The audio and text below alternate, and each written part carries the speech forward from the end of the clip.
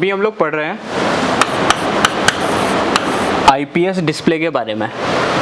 IPS display में जो है हमारा आउटपुट, मतलब जो हमारे ये एलयूबी आईसी कहते हैं इसको हम, और एलयूबी जो आईसी है ये एक तरीके से यूनिवर्सल आईसी होती है। तो ये जो यूनिवर्सल आईसी है इसका सीन ये रहता है कि ओप्पो के फ़ोन में, वीवो के मोबाइल में, रियलमी के मोबाइल में, रेडमी के मोबाइल में, सैमसंग के मोबाइल में, या में कहीं भी मिल सकती है, इसीलिए मैंने इस वर्ड को यहाँ पे मेंशन करा है यूनिवर्सल आईसी। तो मैं आपको बताता हूँ आईपीएस डिस्प्ले में कनेक्टर पे हमें दो लाइन मिलती हैं, एक मिलती है 5 वोल्ट प्लस की और एक मिलती है 5 वोल्ट माइनस के, ठीक है। इस पर हमें जीआर भी मिलता है, और कई लोग, मैं आपको बताता हूँ, यहाँ पे भी कंफ्यूज हो जाते होंगे।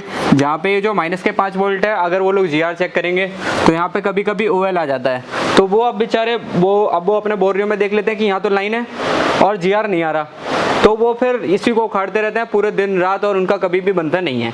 अब मैं आपको बताता हूँ इसको चेक करने का जो तरीका है वो सिंपल ये है कि हमें जो इसका जीआर है वो लेना होता है रिवर्स में। रिवर्स का मतलब ये है कि अभी हम लोग जो ब्लैक वाली प्रॉप है उसको करेंगे, उसको हम लोग यहाँ पे लगाएंगे पॉइंट पे, और जो रेड वाली प्रॉप है उसको लगाएंगे हम ग्राउंड पे। तो हमें यहाँ पे जीआर मिलेगा, वो भी कितना, 1000 से नीचे, 1000 से नीचे होना चाहिए जीआर। अगर 1000 से भी ऊपर है तो फिर दिक्कत है आपकी कहीं ना कहीं। तो अभी मैं आपको बताता हूँ यहाँ पे इस आईसी के बारे में, और मैंने अभी आपको बताया यूनिवर्सल आईसी है, तो इसीलिए कायदे के हिसाब से इसको हमें रट के घोल के पी जाना है, क्योंकि ये हमें हर तीसरे चौथे फ़ोन में मिलेगी ही मिलेगी। तो मैं आपको बताता हूँ किसी भी आईसी को चलने के लिए सबसे पहले हमें इनपुट वोल्टेज चाहिए होता है। तो इनपुट वोल्टेज हमारा यहाँ पे, मैं ये मिटा देता हूँ, एक सेकेंड, ये सारी चीज़ें। तो किसी भी आईसी को चलने के लिए हमें चाहिए होता है इनपुट वोल्टेज। मैं आपको बताता हूँ इनपुट वोल्टेज अभी हमें यहाँ पे 4 वोल्ट मिल रहा है, ये थोड़ा सा यहाँ पे दिख रहा है तो इसीलिए ये यहाँ भी लिखा हुआ है, ठीक है। तो यहाँ पे हमें यहाँ पे एक इनपुट वोल्टेज मिल जाएगा 4 वोल्ट का, और जैसा कि आपको पता है कि ये जो है डीसी टू डीसी से आएगा। अब मैं इसके पीछे का भी रीजन बताता हूँ आपको कि डीसी टू डीसी से क्यों आएगा, ये पावर आईसी से क्यों नहीं आता, क्योंकि पावर आईसी जो है उसकी मैक्सिमम कैपेसिटी रहती है कि वो 3.8 वोल्ट बनाती है, 3.8 वोल्ट से बड़ा वो जनरेट नहीं करती, तो इसीलिए ये डीसी टू डीसी से आती है, जिसको हम चार्जिंग आईसी भी कहते हैं, और भी कई सारे नाम होते हैं इसके, अलग अलग फोनों में अलग अलग लगी होती है। फिर इसके बाद यहाँ पे मेन 4 वोल्ट मिलने के बाद जो है पावर को हम स्विच करते हैं कॉइल के जरिए से, और कॉइल जो है यहाँ पे लिखी हुई है 4.7 माइक्रो हेनरी की, और यहाँ पे जो कॉइल है यहाँ पे वो 4 वोल्ट देती है, और जो ये वाला जो 4 वोल्ट है वो हमारा direct DC to DC IC से आता है। अगर समहाउ ये वाला हमारा जो क्या नाम है पैड पे नहीं आ रहा 4 वोल्ट, तो हम लोग यहाँ पे कहीं से भी जहाँ से हमें 4 वोल्ट मिल रहा है वहाँ से हम इसका जंपर मार सकते हैं। बस वो थोड़ा सा शर्तें हैं, वो अगर आपको और फर्दर जानना है तो उसके लिए तो एशिया टेलीकॉम ज्वाइन करना पड़ेगा, ऐसा नहीं मैं आपको सब बता दूंगा यहाँ पे। तो अभी मैं थोड़ी सी और बातें बताता हूँ सीपीयू की तरफ से। सीपीयू हमारा जो है 4 लाइनें भेजता है, EN सिग्नल भेजता है, यहाँ पे सॉरी CN लिखा हुआ है, ये EN होगा, है ना। तो यहाँ पे EN जो सिग्नल है एक जाएगा पॉजिटिव और एक जाएगा नेगेटिव। तो यहाँ पे 1.8 वोल्ट के 2 सिग्नल्स भेजता है इसको, और हम लोग इसको भी जंपर कर सकते हैं। इसके बाद यहाँ पे क्या नाम है, इसका प्रोटोकॉल भी सीपीयू भेजता है यहाँ से SCL और SDA को, यहाँ पे भी हमें 1.8 वोल्ट मिलेंगे।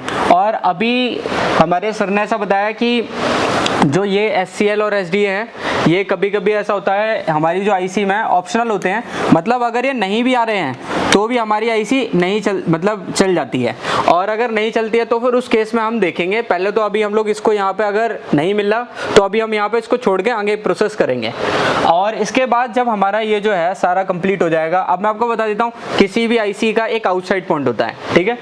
अभी आउटसाइड क्या, अभी वहाँ से छोड़ देते हैं हम। अभी हमने यहाँ पे एक इनपुट देख लिया, और हमने यहाँ पे CMD देख लिया और EN देख लिया। तो इसको बताता हूँ किसी भी आईसी को चलने के लिए एक चाहिए होता है प्लस और एक चाहिए होता है माइनस। तो प्लस हो गया हमारा इनपुट और माइनस हो गया हमारा ग्राउंड। तो अब जब हमारे सारी चीज़ें जो आईसी को मिलने वाली सारी चीज़ें मिल जाएंगी, तो उसके बाद हमारी आईसी क्या बनाएगी, एक आउटपुट बनाएगी, और आउटपुट बनेगा इसका VSN जो कि होगा -5, जो कि हमें चाहिए था। और सिर्फ इतना सा काम करने के लिए ही हमारे फ़ोन में 15 वोल्ट की ये यूनिवर्सल आईसी लगी होती है। इसका जस्ट बस इतना ही काम है, +5 और -5 देती है। तो इसके बाद ये जो है VSN, और यहाँ पे आप देखोगे E3 पे तो VSP मिल जाएगा आपको 5 वोल्ट का। इसके बाद जैसे कि मैं आपको बताता हूँ, एक फैक्ट्री जो होती है अगर वो काम करती है तो उसका कुछ ना कुछ वेस्ट होता है। तो आप देखते होगे जो वेस्ट है उसके पास वहाँ पे फैक्ट्री के बाहर एक नली टाइप की लगी होती है, वो वहाँ से अपना वेस्ट क्या करते हैं अपना मतलब वेस्ट को बाहर कर देते हैं। तो इसी तरीके से हमारी सारी आईसीयू में लगभग एक क्या नाम है, एक ग्राउंड का दिखेगा। इसका ऐसा सिस्टम रहता है कि आपको ये जो है एक ट्रैक तो आपको वो उसमें आईसी में जाता हुआ दिखेगा, लेकिन दूसरा ट्रैक जो होगा वो कहाँ पे होगा, ग्राउंड। इसको ये वाला जो साइन है वो ग्राउंड का है, अगर थोड़ा सा टेक्निकल जानते होंगे तो पता होगा।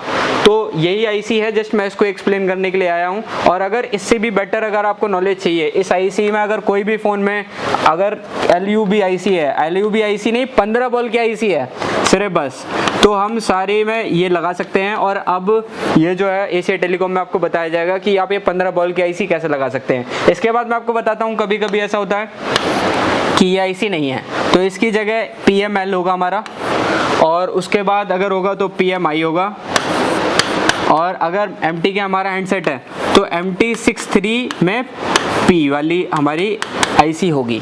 तो इन सब में हमारा फिर ऐसा होता है कि ये क्या नाम है, कॉम्बो आईसी हैं। इनमें मतलब मल्टीपल हमारे क्या नाम है पार्ट्स होते हैं, जिसमें कि एक सेक्शन हमारा अलग से ग्राफिक्स के लिए दिया होगा। तो इन सब के बारे में भी बहुत सारी नॉलेज, अब मैं एक वीडियो में तो आपको सारी चीज़ें नहीं बता सकता।